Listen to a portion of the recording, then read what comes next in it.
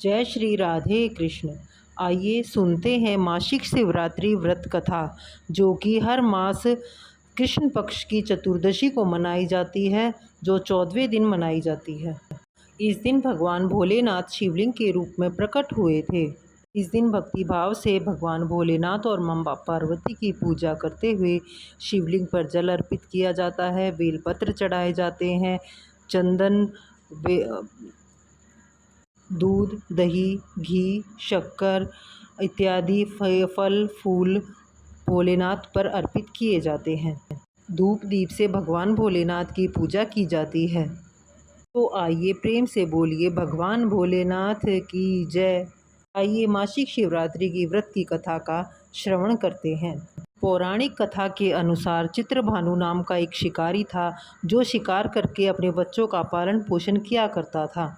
एक बार साहूकार की उधार ना चुकाए जाने पर उस शिकारी को साहूकार ने शिव मठ में बंद कर दिया, जहां पर शिवजी की वार्ता हो रही थी। कथा का श्रवण करते हुए उसने दिन वहां बिताया।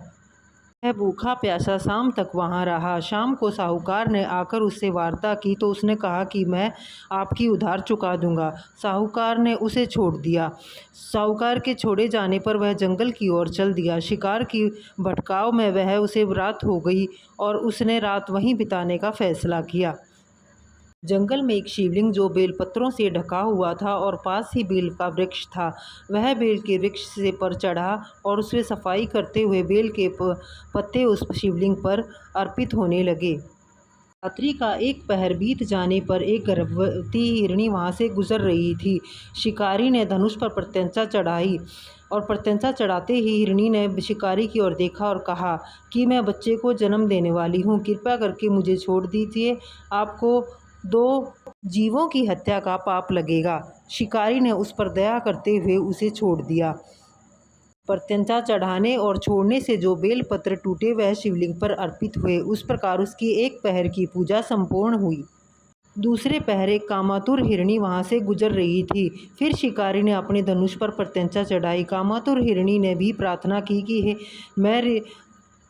हिरणी ने कहा कि मैं ऋतु से निर्वृत्त हुई हूँ और अपनी साथी की तलाश में हूँ, कृपया करके मुझे छोड़ दिए। शिकारी ने उसे भी छोड़ दिया। इस प्रकार उसके दूसरे पहर की पूजा भी संपूर्ण हुई। तीसरे पहर वहाँ से अपने बच्चों के साथ हिरणी गुजर रही थी। फिर शिकारी ने वैसा ही कहा। हिरणी ने कहा कि मैं अपने बच्चों को लेकर जा रही हूँ और उनके पिता के पास छोड़कर आ जाऊंगी।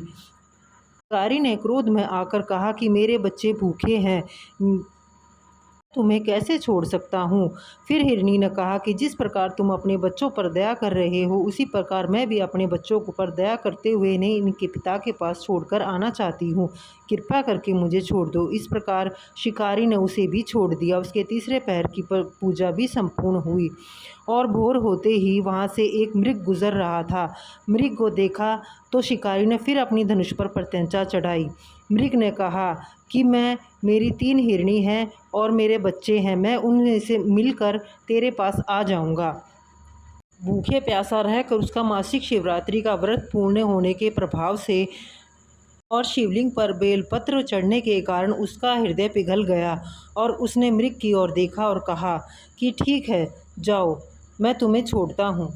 इस प्रकार भगवान भोलेनाथ की कृपा से उसका मासिक शिवरात्रि का व्रत हुआ और वह यहाँ सुख भोगकर शिवलोक को गया और उसे मोक्ष की प्राप्ति हुई। इस प्रकार यह व्रत शिव की अपार कृपा प्रदान करने वाला व्रत है। प्रेम से बोलिए भोलेनाथ भगवान की जय। पार्वती पतये हर हर महादेव। शिवरात्रि का शुभ मुहूर्त 25 मई को 11:58 से 12:39 के बीच का है। इस वीडियो में दी हुई जानकारी आपके लिए बहुत उपयोगी होगी। कृपया करके इस वीडियो को ज़्यादा से ज़्यादा शेयर करें। आपसे एक रिक्वेस्ट है, यदि आप इस चैनल पर नए हो तो कृपया करके इस चैनल को लाइक और शेयर करें और सब्सक्राइब करें, ताकि हमारे आने वाले संपूर्ण जानकारी आपको इस फ़ोन पर मिल सके, यूट्यूब चैनल पर मिल सके। धन्यवाद। जय श्री राधे कृष्ण।